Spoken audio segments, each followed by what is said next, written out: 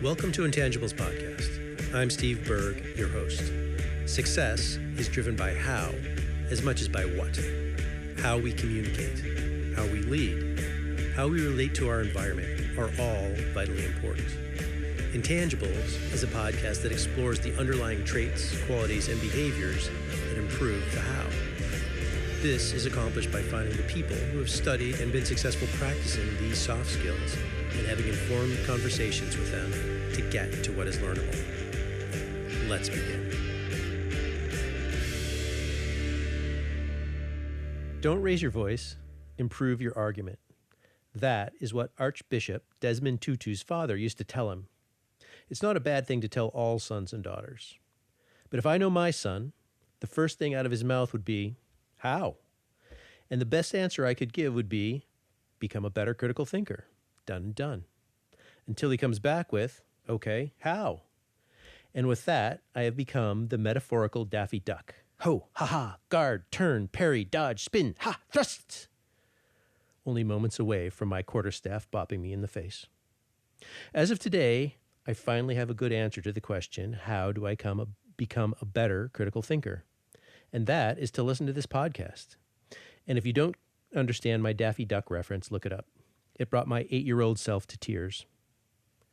My guest today is Dr. Diane Halpern, an American psychologist and former president of the American Psychological Association. She is Dean of Social Science at the Minerva School at Keck Graduate Institute, and also the McElwee Family Professor of Psychology at Claremont McKenna College. She received her Ph.D. from the University of Cincinnati, a Bearcat. She has received at least a dozen awards for teaching and research. Her Wikipedia page shows 19 publications, but my guess is there are many more. And for our discussion today, I had the pleasure of reading her text, Thought and Knowledge, an Introduction to Critical Thinking, which, in my estimation, should be sitting on your desk next to a copy of Thinking Fast and Slow. I am now using it as my critical argument reference guide. So to say she is distinguished is an understatement. Dr. Halpern, welcome to Intangibles Podcast. Thanks so much for speaking to me today. Thank you for the invitation. I look forward to it, Steve. Please call me Diane. We'll try. So hopefully the people listening have gathered that you're quite accomplished, but is there anything specifically about your work or career that you would like to highlight? Yeah, I have a decades-long-standing belief in the critical importance of thinking about how we think and helping to make it better. And I think that that's the most important thing I could do as an educator and as a citizen. Great place to start. So let's just dive right in then and give a working definition of critical thinking. Okay, I'm going to back up one step before the definition, Please if do. I may. And before we get to the definition, I just want to say a few words about why this is so important and why I believe it's more important now than ever before. We have a whole new vocabulary: fake news, alternative facts, deep fakes, misinformation, army bots, post-truth, disinformation. I can go on. These are new terms. And these new terms are underlying something incredibly important. And that is that the way we get information, the way we use it, the way we seek it has changed radically just in the last decade. And this is why I believe we cannot have a democracy unless we have a democracy where people value thinking, an economy, a world of peace. And I think it's more important now than it's ever been, although it's obviously always been important. For a definition, critical thinking, broadly, people would talk about things like good thinking, but that doesn't really get us anywhere. That's just substituting one word for another. Some people like to use the term reflective thinking, but again, I'm not a big fan of that because we find that when you tell people to just think about your thinking, it doesn't get them anywhere. They think, yeah, I think just fine, thank you. But I prefer a more operational definition, and that's using those skills, those strategies that are going to increase the probability of a desirable outcome. I don't know, you probably have a number of card players who's listened, and the good ones know that there are certain probabilities, certain strategies they can use. And if they've deliberately learned them and if they use them, they'll increase the probability of winning at their hand. It won't ensure it. We never have certainty. There are too many unknowns. And I think that's a good analogy for just thinking in general. Yeah, I mean, I agree with you that, it's true everyone wants a desirable outcome, but the process, whether or not you get your outcome, if you can feel comfortable in the process that you've used to get there, then I think you can even, live with the occasional situation where the outcome isn't exactly what you thought. And that will happen no matter how good we are. That's right. All right. And also, so what is metacognition and why is that important? Oh, metacognition is really important. It's thinking about our thinking. And essentially what that is, suppose I pose a very difficult question, like, I don't know, are you for or against charter schools? And I'm sure some of your listeners have strong opinions and many do not. How do we go about answering that question? When do we know when to say, I don't have enough information right now to have a meaningful response? Almost no one will say that. Ask them. Very few people will say, I don't know enough now. How do we go about making those kinds of decisions? We have very, very strongly divided US voters right now. How do we get them to listen more carefully to both sides? If I don't understand the reasoning for your belief that may be totally opposite to mine, then I really can't understand the issue. Why do you think this is important when I think something opposite is important? It doesn't mean I'm going to change my mind every time, but it'll give me much greater insight into some of those huge divides politically we have now in our country. Yeah. I mean, I've always thought of it as if I can't understand my own process, how can I make it any better? And some deliberate thought about your process. Right. Okay. So the field of behavioral psychology studies the things that either help us or potentially inhibit us from being naturally good critical thinkers. I think we need to, I know we've been asking context questions, but I think we need a little bit of context about that broadly. So I'm just going to pause and get your thoughts. Okay. When we talk about naturally good thinkers, that's always sort of a loaded term. We do certainly think some things well naturally, but some really require some conscious learning and attention. Understanding, for example, the simplest kinds of probabilities do not come naturally. Understanding, some of our own biases, unless we get them hammered into us and think consciously, I need to correct, I need to think that I have these biases, it simply doesn't happen. We find that, of course, many people are willing to say, I have a terrible memory. I have never heard anyone say, I'm a bad thinker. And it has to do with the way we think. We often don't get the evidence we need when our thinking is not optimal because we made a selection and don't know about what we didn't do. Yeah. And I think, sometimes we have, based on our existence, we've come up with some shortcuts. And we're like, if I didn't use this shortcut, I'd be paralyzed, right? So I'm going to use the shortcut, I'm going to get there. That shortcut sometimes works and sometimes it doesn't work. Right? Absolutely. And you're referring to the basic idea of two systems of thinking. And there's quite a few different theories about two systems of thinking. The most famous is, of course, associated with Daniel Kahneman, who I will say is one of my personal heroes.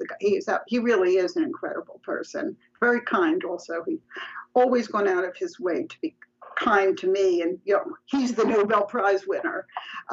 He has in his very best-selling book, Thinking Fast and Thinking Slow, took that general idea about two modes. One is intuitive, one is fast, and one is more deliberative, and one is more slower. And they inform each other. So, for example, if every time I stopped I saw a red light, I stopped and thought, should I stop or shouldn't I stop? What are that would be silly. We need to have it.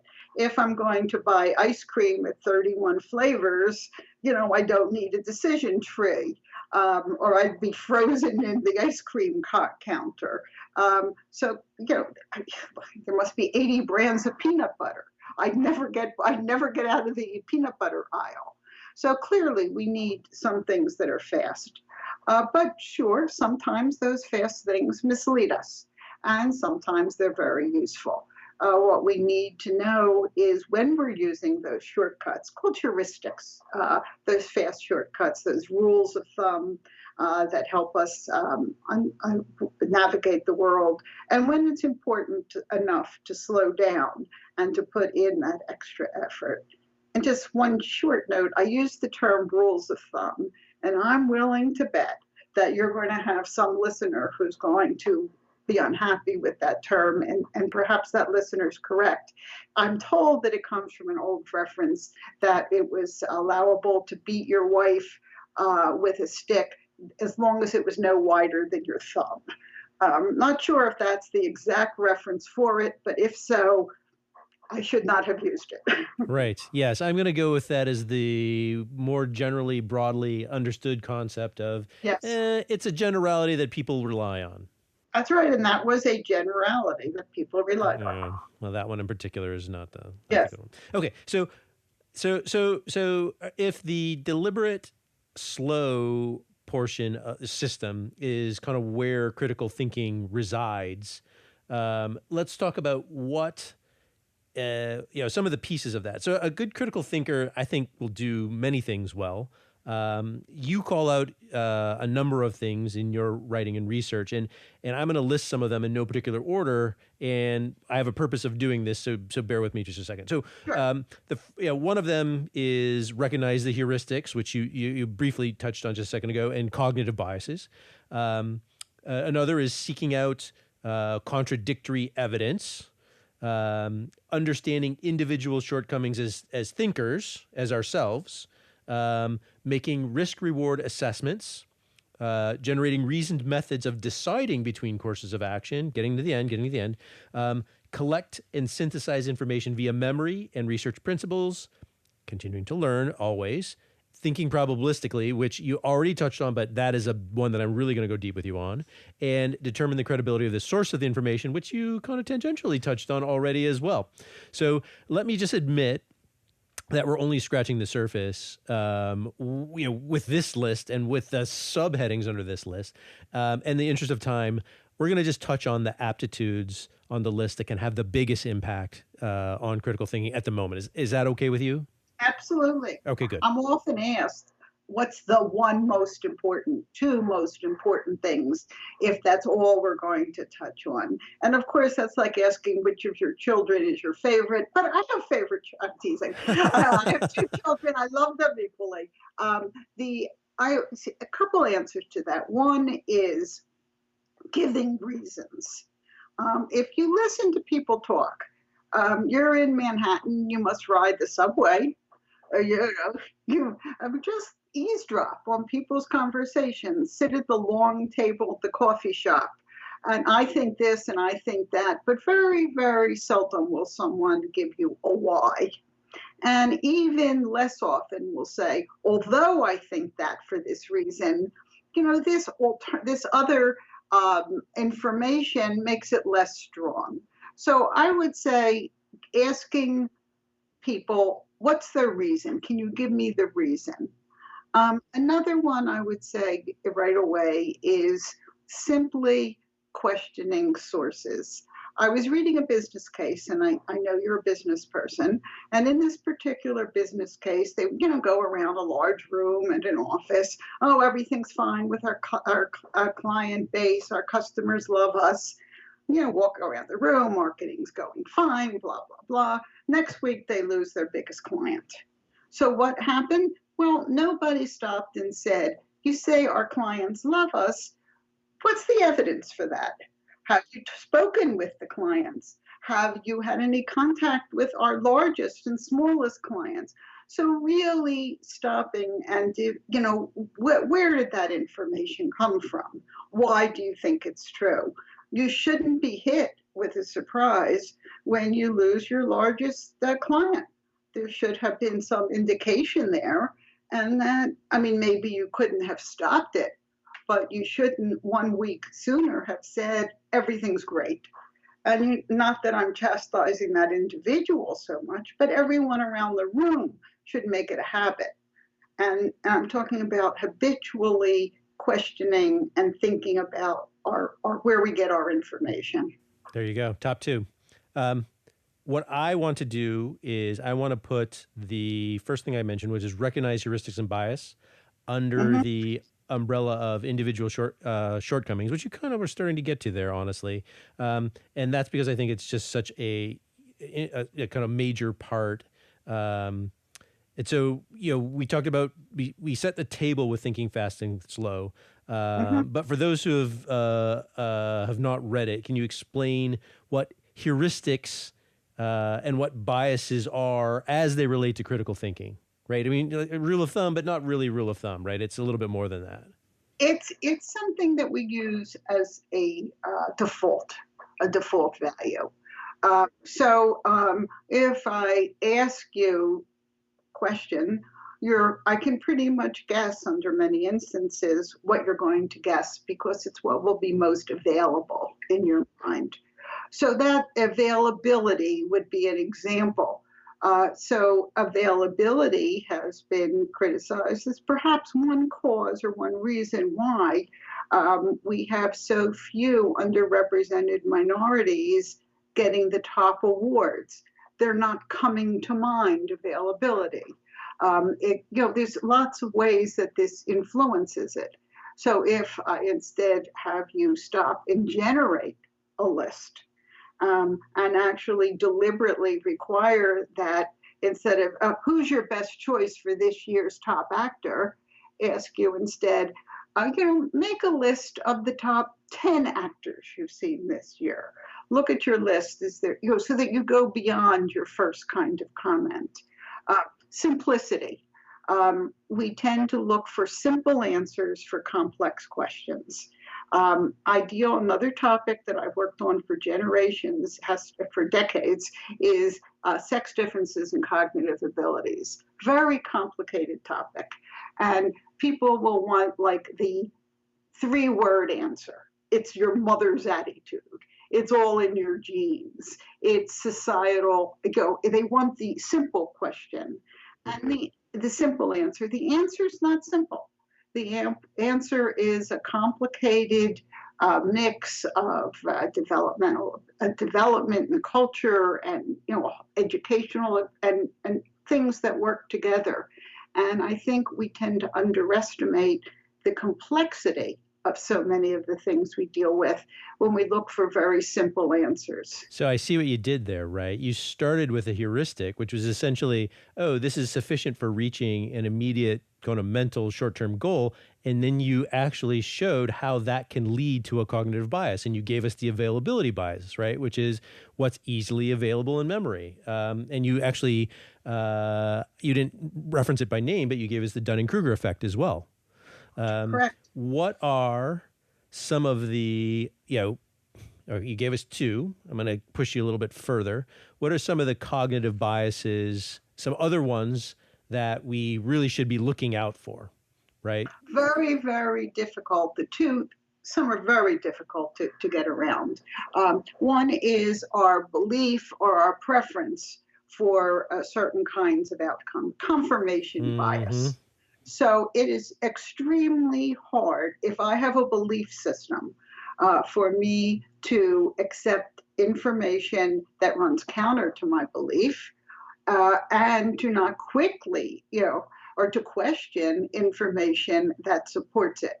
Another strong divide in our country right now has to do with the vaccination debate. If I am what's called an anti-vaxxer, someone who believes that vaccinations actually cause autism, and I can tell you right now for your listeners, there have been meta-analyses of over 1 million kids that say it does not, and the data are perfectly clear.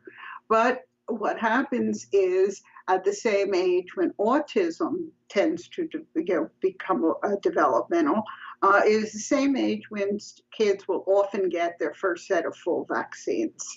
So you have two things operating there. You have correlation and cause.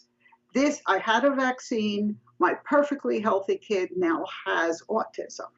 And it is extremely difficult to get people to see the other side.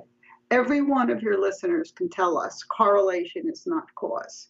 Every one of them can, but when they sit down at their, reading the New York Times, and it says kids who go to preschool are better readers in first grade, they automatically think that preschool caused it, instead of thinking perhaps, and much more likely, kids who went to preschool are from wealthier homes, they're from homes that have more books, et cetera, et cetera. So they're really, and these are extremely difficult. There was a senator whose son committed suicide, and these are all true stories, after taking a certain kind of acne drug. There is no way to convince this senator that the drug was not responsible. And, we have, I don't care how much data you want to back into, a truckload. In this senator's mind, he had a healthy son who took a medication and then committed suicide. It's a tragedy. And I think we can all feel that pain and understand it, and understand how these are influence how we think. So you're basically saying, I believe a thing, and you're only going to choose data that confirms the belief in that thing. Mm-hmm. Okay. You're going to reject data that doesn't. If I'm an anti-vaxxer, I can now go to websites where people will have anecdotes about the horrors of vaccine. So I can seek information that only confirms it. So what's a situation, like there's kind of the other side of that coin, maybe I'm wrong on this, is kind of cognitive dissonance, right? And that's the state of having inconsistent thoughts or beliefs and attitudes, right? Like, oh, I think these two things are true, but they can't make sense together. Like, and then I've got to change my behavior. Tell me a little bit about that one in particular. Sure. That's kind of the opposite, right? It's a very old effect in psychology, and by that means 1950s for psychology. The philosophers are laughing at us when I say very old, but it's the idea that we get two kinds of information that are inconsistent, and then what do we do with this? Take for example, stereotyping. I might believe that the members of some racial or ethnic group are not good in the sciences. And then I get information again and again. Here's this leading scientist. Here's this other leading scientist who is from that group. So what do? Well, I'm more likely to say the stereotype is correct, but this is an aberration, than I am to go back and say, maybe my stereotype is not correct. Very difficult to change, but it's not impossible. I mean, as I remind people, we once had slavery, and people can change. People can change attitudes. Not easy, but with effort, we can do it. So I'm going to touch on one more and then move on. Sure. The conjunction fallacy, and I always think of the Linda experiment whenever I think of the conjunction fallacy.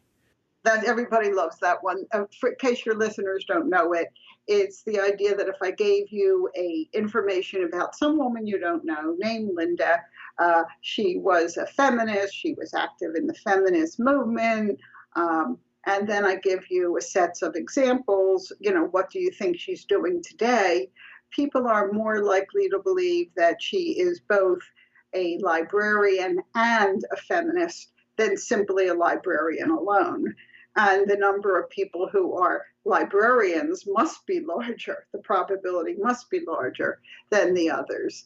And that's the idea of just simply how we think about base rates in society. Um, I mean, people from New York probably have no idea how many farmers there are in the world, including myself. uh, and but there are many more farmers than there are librarians. Those sorts of things, and that's the conjunction fallacy. And that is somehow that we'll take this subset over the set that it comes from Right. to be more likely. Exactly. That's just nuts, right? Like, of course you're going to take the bigger, and that's almost coming back to probabilities. Okay. So look, so I would advise people to learn about cognitive biases, right? And for if you want to become a better critical thinker, at least be aware of the potential cognitive biases. We really literally only touched on a couple. There's lots. Besides biases, there's common tactics that arguers will use to win an argument. But the tactics in themselves, they're antithetical to those who are actually trying to employ critical thinking to come to a good answer, right? And you, I don't know if you're responsible for it broadly, but we think of that category as fallacies. Right? We call them fallacies. So let's touch on some of your favorite, or maybe I should say least favorite, depending on how you view them, fallacies. Boy, there's so many. I always have a hard time knowing which are some of my least favorite. Certainly the idea of name calling. The idea of denigrating the source of the information, ad hominem attacks if you are into your Latin. And that's still extremely strong. Listen, we're in the middle of a political season. Listen to the way names get attached to political figures. Crooked so-and-so, so that as soon as that name comes up, the word crooked should come to mind, and without even awareness influencing what it is that we're doing. The name calling is very, very strong, and the idea is it gets attached. And if it's someone for whom I don't have a great deal of knowledge, which is true about a number of the candidates running now, I've met some of whom I've never heard before they started running. And so, what are the labels that automatically and unconsciously come to mind? Because that's how they have been portrayed or labeled by the opposition. Well, so what I always think about that is, look, if I can't attack the idea, then I attack the person. That's always a way to do it. That's always a way to do it. And, sometimes attack the person may make sense. If you are a member of the Ku Klux Klan, I might take some of your statements differently than if I know you're not. Is that attacking the person, or is that attacking the underlying beliefs of that person? And each one we've got to think through and figure, when is it appropriate? Yeah. Any others that you like or dislike? Let's see, there are so many. False dichotomies. Yeah. Or no, how about slippery slope? That's a good one. That one's a good one as a VC, that's one we think about all the time. Okay, sure. Slippery slope. If we change if we don't change our immigration laws, then we're going to have people coming from all, and then we're not going to be able to feed the country, and then we're going to have too many immigrants that we can handle, as if there's not a place for a reasonable immigration law that makes sense and doesn't overwhelm us. There are slippery slopes, certainly is part of every argument against gay marriage. And some of it is terribly insulting. If we allow 2 men to marry, then what are we going to allow? 3 men to marry? And if we're going to have 3 men group marriage, why don't you marry your dog? I love my dog. And the idea is, once we get down that slope, it won't stop. Right. And there are stops. Right. Along the way. That was a big argument they used against marijuana, right? If you start smoking marijuana, the next thing you're going to do is hard drugs, and then we're going to have a welfare state because everybody's going to be on hard drugs. Well, that's just ridiculous. But it appeals to many people. Well, it's easy, right? It's easy. And the idea is that these issues are complex, and anytime you get an easy answer to a complex issue, you should stop and say, wow, is that going to do it? Yeah. Yeah. So, all right. So that's fallacies. Again, a ton of them, association effects, whole part fallacies. We talked about false dichotomies, lots of them. So, again, pick up this book, find the fallacies, because it will influence how you allow people to argue points against you, right? Or at very least, how you make your decision when you're listening to somebody else make an argument for or against a thing. Okay. So all right, half a click back. Now that we know that we've got these things, how does a good critical thinker kind of counter the possibilities that any of these impediments, whether it's fallacies, whether it's biases, are actually creeping into their thinking process? Okay, they probably are creeping into all of our thinking. So let's just take it as a given. Okay. I take it as a given. So let's decide first, when is it important? Because this is effortful. This is time consuming. So you want to decide, when are you going to put in the effort and the time to actually think through an issue? And that's a decision. And some clearly need such decisions. We need to stop and say, what's the evidence for that? What's the evidence against that? Who should I trust? Whom should I trust? What makes you a trustworthy person? How do I know a fake news from a real news? And that's a whole brand new question. And in our new edition of Thought and Knowledge, we have actually whole new sections on this. How you would, track back certain quotations, how you would look at a range of political websites. If something seems odd, why does it feel odd to you? Why is there a growing movement in our country to believe that the earth is flat? Now, you might laugh at that, but in fact, that has been, and every time a rapper, and I think rappers' names, tweets something about the earth really is flat, believe numbers go up. Now, why would I trust a rapper's opinion on the shape of the earth instead of, I guess, pretty much most scientists that you might want to find? Why am I listening to that? So that we really have to consciously stop and say, I've got to think about this. And then just saying think about it doesn't help, but what to do to think about it, how to check your sources, how to check a variety of sources, who is the appropriate authority. This rapper is certainly not an appropriate authority, yet it's amazing how many people are willing to believe when this person, raps it. Those are just a much more stopping, checking, and self-asking, where did it come from? Can I deliberately find evidence against what I believe? Why am I favoring this so much? That sort of questions.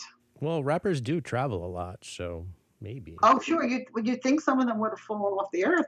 By now, yeah. All right, really. Another couple of these are quick one-offs, and we'll get to our next subject. Otherwise, we really will be going forever and ever. The difference between validity and truth. Oh, absolutely. I like to say there are only two fields that actually have truth: math and philosophy. The rest of us have evidence. So unless you're a mathematician or a philosopher, you're always dealing with evidence. Validity comes from a set of rules in reasoning. And it's a set of rules that's of limited usefulness. I've heard plenty of people argue that it's not useful at all, but I believe it's of limited usefulness. And it says if these certain premises are true, then the conclusion must be so. And that would be validity. In real life, we almost never have sets of rules that we can simply make the assumption that this is always true. So truth is a far more difficult concept, and it's usually the accumulation of data, converging evidence, from different sources, and different strengths of arguments. So they are different concepts. Yeah. I've always thought of validity as referring to the form of the argument. And some people will say, oh, the form of the argument was correct, therefore it must be true. But no, that's not right, because while the form of the argument may be right, the content of the argument may be wrong, in which case it cannot be true. That's how, at least I've looked at it. You touch on... Yeah, the example I use in the book would be, you are uglier than your sister is uglier than Frankenstein, therefore you are uglier than Frankenstein. Absolutely valid, but you may not even have a sister. So that doesn't make it true. There you go. You touched on this without being prompted really early in our discussion. There's the difference between opinion and reasoned judgment and fact, right? And as I was thinking about these, I kind of think of these almost as degrees of truth. I don't know, you might push back against that, but just a little color, because you did touch on it earlier. Mm-hmm. No, I think degrees would be fine. Fact is something that's difficult, but it would have sort of a verifiable kind of value. So if I say your cereal has 100% of your vitamin D for the day, then there should be, sources that can check this out, that there are trusted sources, and that these become facts. Opinion would be more like preference. My opinion is maybe everyone should learn how to knit because it's a lot of fun. That's an opinion. A reasoned opinion would be one where it's based on reasonable kinds of evidence and data.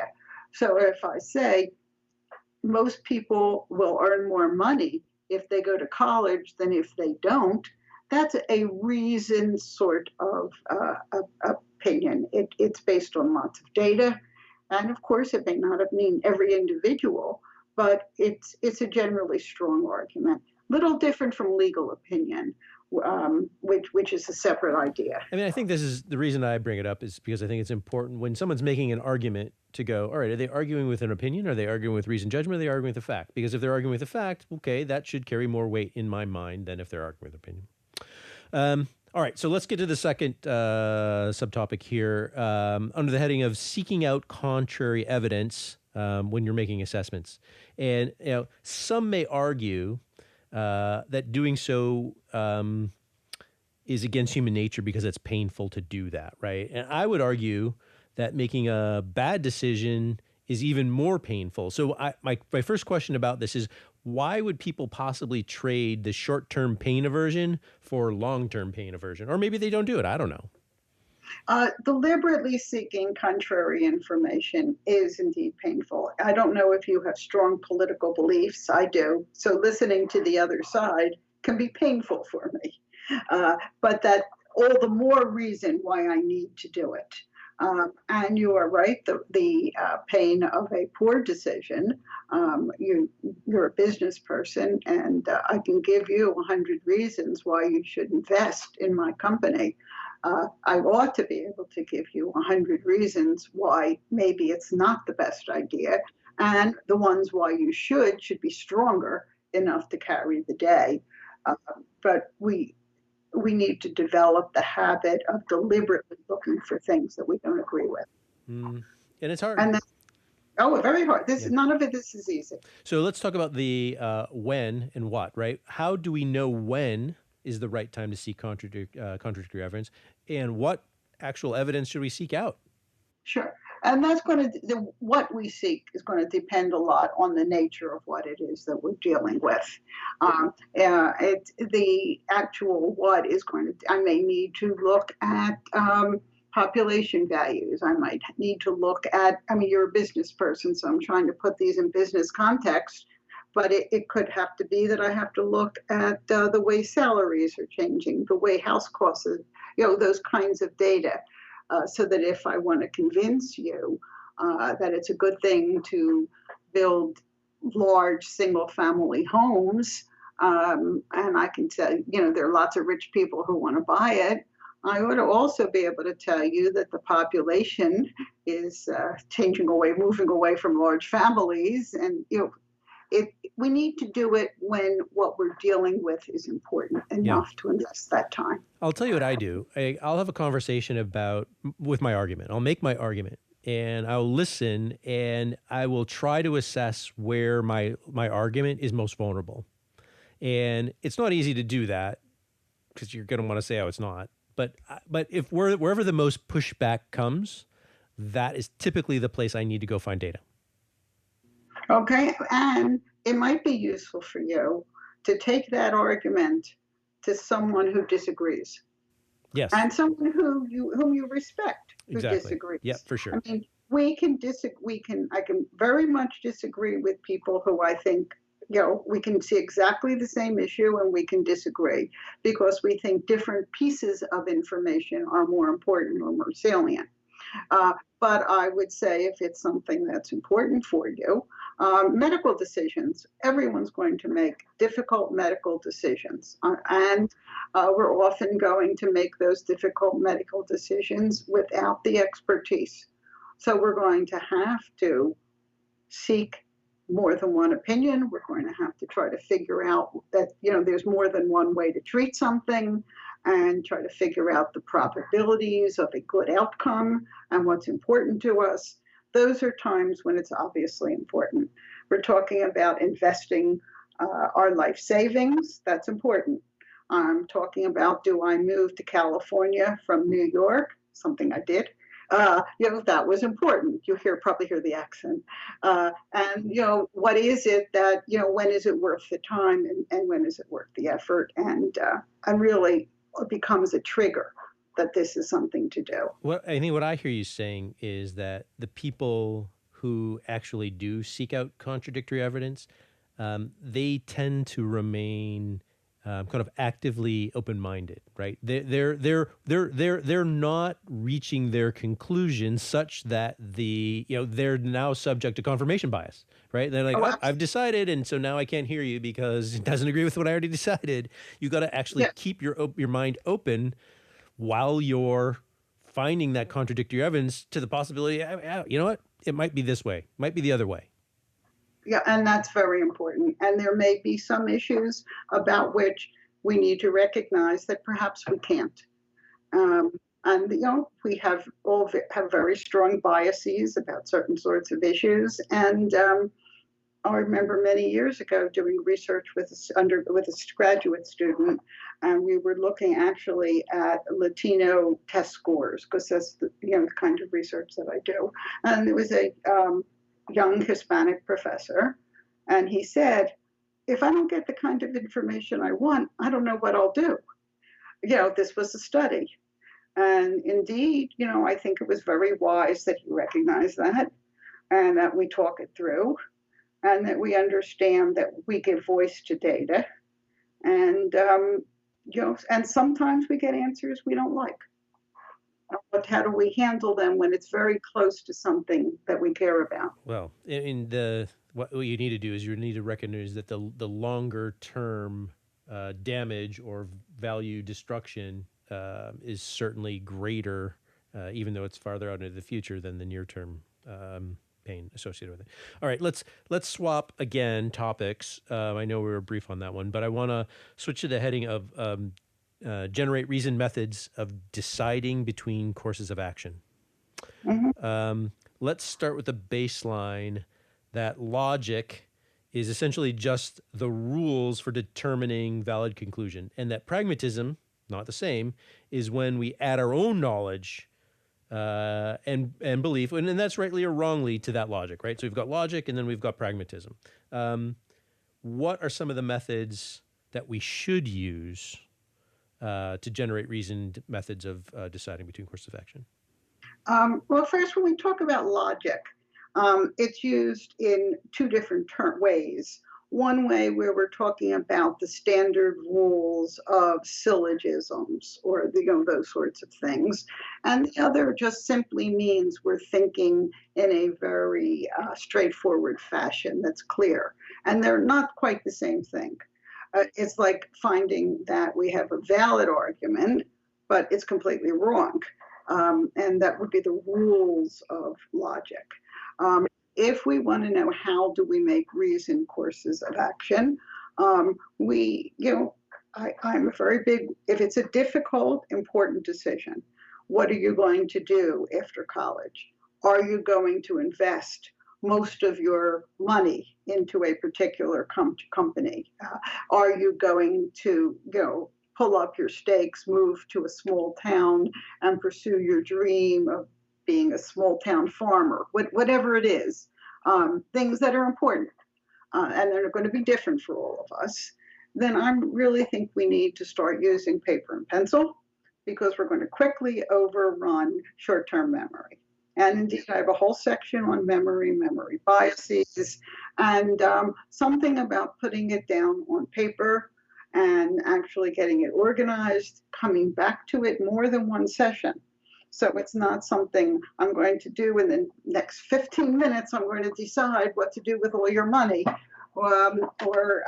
Should we have that major surgery, or whatever that is, and actually generate some what's important to you. We're not going to all have the same decision. It might be right for you to give it all up and become a small town farmer. It would not be right for me. So it's going to have, based on a lot of those things are personal, how important something is for you. And then list the sorts of things that are important. Perhaps nearness of family is important. Perhaps what your significant other thinks about something is important to you. So it's not just, what it is, it's important. And then what are the possible kinds of actions?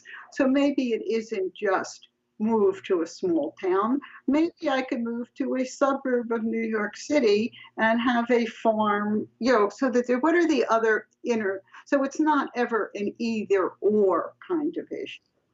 So there's a number of ways to go about creating those steps. One thing that I would point out is whether you're using inference or analogy or deduction or inductive reasoning, whatever it is, it typically tends to be recursive, meaning that you should never really stop going in that mental circle to reconfirm information, to reconfirm the decision process, to reconfirm the facts. That was one thing that really stuck out to me in your book about that, and I was like, oh yes, you don't. A decision doesn't ever really stop, honestly, until the last moment. When you sign that check. Exactly, when you sign the check. Yeah. Until then, you ought to be rethinking it. This is one of the hardest questions, and I've asked it to a couple people, and I'm really curious about your opinion. How should emotions that are not inherently purely rational, of course, play into a decision method? Do you I'm try? A psychologist. Yeah, I mean, do you try to exclude them and say, I gotta fence those off, or do you say, oh, you know what, I can't fence those off. This has got to be part of the process, and I've got to kind of bake them in. It has to be part of the process. We are not unfeeling cognitive machines. We are people with feelings and with emotions. Let's take some very difficult medical decisions. How I feel about being seriously handicapped, how I might feel about end-of-life issues. They're not going to be the same. And they are critically important in how I make those decisions. And that's true for almost any of these decisions. When I talk about a desirable outcome, it's going to be different for each of us because we have different things that we care about. You might care a great deal about what your parents think about you. And you might make a decision about your life that will make them proud. And maybe that's what's right for you, but it wouldn't make it right for someone else. So we really must put into all those actions, how do we feel about it? And I think that's important. Yeah. And that's why it's hard, right? That's why it's hard, because that's very unquantifiable sometimes. But we do quantify it. In psychology, we have an old saying, if it exists, we can measure it. We measure intelligence, we measure personality. We don't do it perfectly, obviously, but I should be able to measure you should be able to think, how bad will it be for you? Or how good will it be for you? How important, I'm using your parents as an example, but you can pick anything that your parents approve of you. And that, is going to have to be part of how we make our life decisions. So we can measure it. Okay, this is perfect. Because what I'm going to do now is I'm going to combine two of the other discussion topics, the make a risk-reward assessment, which we talked about at the beginning, and think probabilistically, which you've already mentioned once. And I'm going to combine that into a topic that I think the former presidential candidate Andrew Yang would approve of, and I'm going to call the topic Use Math. Okay, well, he certainly would approve of that. Yes, that's correct. Yes. So in terms of assessing risk or in quantifying emotion, what are some of the tools that you would look to use, or if it's a pitfall, that you would actually look out for?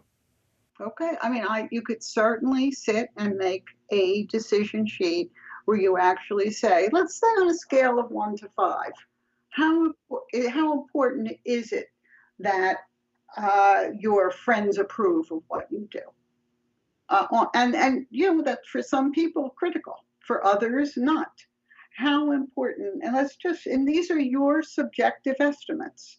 Now, can we be off? Can we skew it in ways that support what we believe to be true? Sure, but that's part of that process of understanding what's important to you. Yeah. So it's not so much. So do you think you would do this in terms of probability? Is this a place where probability can start to go, yeah, I think it's 2/3 probable I'll be X amount of happy. Is that a place where you can start to, just mentally find edges around some of these things? Oh, absolutely. I may have all sorts of career goals. As much as I might want to be a Laker, I'm in California, I'm in LA, it's not going to happen. So that would not be a zero probability. But there are other sorts of things that are maybe a little less silly. What's the chances that, I would be successful in sales? What's the chances that I would be successful in my music career, which I've always wanted? You may turn out to say the very low probability that I'm going to be a successful musician, but it means so much to me that I'm going to do it anyway. And I understand in advance that it has a low probability of success. And that's where your emotion comes in. So I think you just told me two things, which are, I think, immensely helpful. And I'm paraphrasing here, just if you didn't tell me this, then stop me. You told me that probability is used to decide or express the strength of a belief. Mm-hmm. And I think you told me that probability can be helpful when you're making decisions that don't exactly have complete information. We never have complete information. Right. I mean, we're dealing with the future. And by definition, we do not have complete information. Not going to ever happen. So we're always dealing with some probabilities. Some are much more likely than others. And maybe we don't even think of them because some are so unlikely or so very likely. But it's always incomplete information. And unfortunately, we're not comfortable thinking with numbers for the most part. And that's a mistake. That's something we could become more comfortable with. I'm not talking about, teaching every high school kid calculus, but I am talking about teaching every high school and college kid statistics. For sure. Instead, so that we become much more comfortable with using numbers every day, as opposed to our current math requirements, which are perfect for people who want to be scientists and mathematicians and tend to shut out access for a lot of the rest of the world. So, all right. So I think we've got a couple of the strengths in terms of the risk reward. Let's focus a little bit on some of the pitfalls. And these are, again, I think this is back to your point you just made about statistics, right? What are some of the pitfalls in statistics? Is that, facts can be made to lie to us, right? And so what are some of the ways that facts can be made to lie to us? Sure. That old expression about lying with statistics, which is the title of an incredibly good, tiny book written in 1954, but still is good, I wish I could do the read, a little poem, something about it can make a statistic look like what she ain't. The way we protect against that is by understanding statistics. You can be misled if you don't understand statistics. And we see this all the time.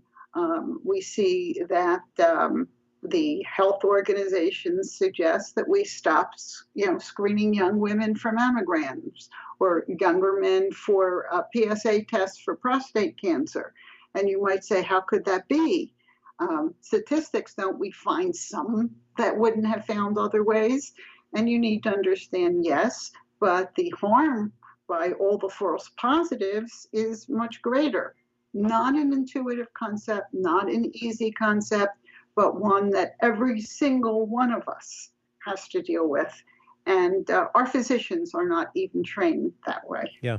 Well, I can tell you that this is a place that I can actually make a contribution, because I can tell you some of the pitfalls that I see all the time that don't even require having taken a statistics course. And one of the pitfalls is if someone gives me a really small sample size and I'm expected to make a decision against, like, oh, it's 3 data points, but 3 of them are all positive. I'm like, yeah, give me 200 data points, and then we'll tell you if the 3 positive ones are, in fact, the rule or the exception. Another one is I often get a sample and there's a bias in the sample, right? So, I mean, the decision essentially pre-made for me in the sample that I'm given, and that's no good. Oftentimes, here's my revenue forecast. It was, grew 300% this year, so I'm going to grow 300% next year, and oh my God, this company's going to be 9 times as big in only 2 years. This is fantastic. Dude, just don't extrapolate, or at least understand the pros and cons of extrapolating in a straight line out into the future. Right. These are easy ones. Right. And then, what's your revenue going to be next year? Oh, it's going to be 3.625 million. Come on, man. You have no idea it's going to be 0.625 million. Like, you don't even know who your next 2 customers are. So there's like false precision. Those are the ones. And I didn't take a statistics course to tell you that these beat me over the head every day. So that's you just provided my opening for me to actually share something about okay, this. I couldn't, obviously you're talking to the choir here. Yeah. And these are everyday thinking skills. Yeah. These are completely everyday thinking skills. 3 out of 4 people are sitting in a doctor's office are women. So, women get more headaches than men based on these data, that sort of thing. And we do it all the time. We make decisions about individuals based on small samples. I'm going to meet you somewhere and you're late. Well, if you're late once, that's it. You're late. You're a person. Yeah, it's a small sample. Right. Right. I've just got a joke in my head that's inappropriate. Good. Restrain it. That's another critical thinking skill. The last one that I thought of, which I just didn't bring up, but just actually came into mind, is reversion or regression to the mean, which happens to people all the time, right? I always think of the dogs of the Dow example, right? Like, hey, we're going to bet on the worst ones because they just got to eventually go back to normal. Maybe not. That is extremely difficult for people to understand, and it is one of the ones that is everywhere. I did a discussion with some of our top military intelligence. As you might guess, military intelligence are completely concerned with having people who are good thinkers. Good idea, we would all agree. And I was talking about regression to the mean, and someone says, well, I don't even know what that is. I said, well, let's suppose that, you had a lot of activity regarding something on, your intelligence network for 2 weeks, and then it went back to normal. Do you start looking for what happened during those 2 weeks? It's a possibility. Or, in fact, do you think that this is simply random variation around the mean? And almost no one said random variation around. And this is a group of really people who I respect a great deal. But these are things that need to be learned. Yeah, they're paid to be paranoid, so of course they're going to take that point of view, right? All right. So last topic that I want to cover before I start to wrap things up, which is really more, this next one is really, in my mind, more of an art than a science. But you were out of the gate with this. And by the way, I think it's immensely important, is determining source credibility, right? Whose mouth is it coming out of, and how valid is that person to be able to, valid isn't probably the right way, but how credible is that person to be able to say that particular thing? So here's what I'm going to do. I want to start by defining psycholinguistics. So psycholinguistics is a branch of psychology concerned with how people produce and consume language. And when we identify the different techniques that people use, it can be really helpful in assigning the credibility to the source, like we were just talking about. So literally, there's somebody out there, a psycholinguistic, who's literally just getting paid to understand how we speak and what that does to how we consume the information that is created. Okay, but now that I've done that, set the table for you, let's talk about some of the ways in which people actually can manipulate language and that we should be on the lookout for, right? Oh, goodness, there's so many, it's hard to even know where to start. I can manipulate language. Everyone agrees. All good Americans will understand this. Well, if you're doubting, I already labeled you under bad Americans category. There's just so many ways I can do it. I can do it with only an idiot would believe, blah, blah, blah. So I've already sort of set a stage. Very difficult to come back and say, well, maybe I'm one of those idiots. Maybe, so those sorts of things. So how we decide, we have whole sets of steps on deciding whom to believe, because this is far more critical now than it ever has been. We always had bad information, but now we have deliberate disinformation at the click of a finger. And it's sometimes not that easy to decide.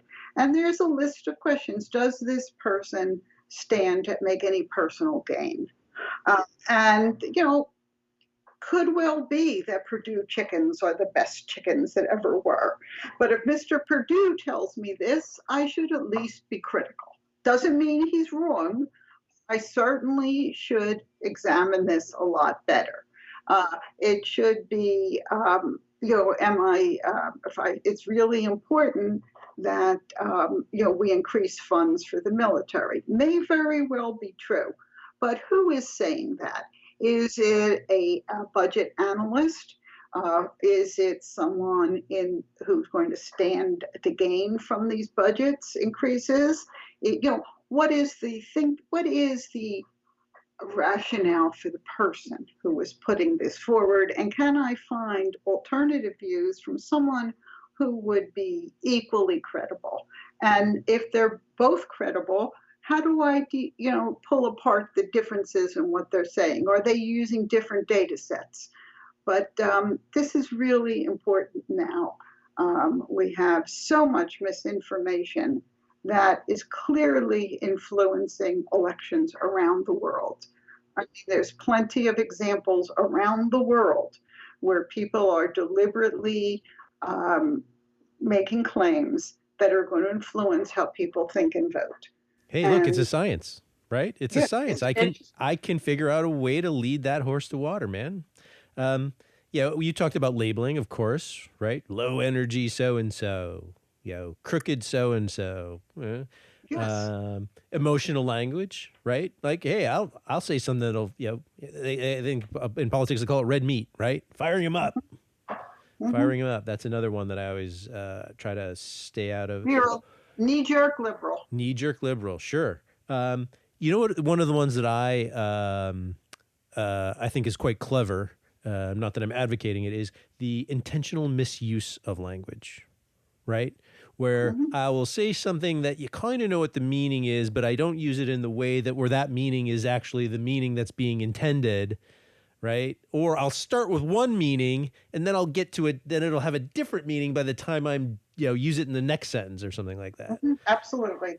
That's it. And these are all, if you ask people what they remember after they've listened to you, they tend to remember the misleading comments. Yeah.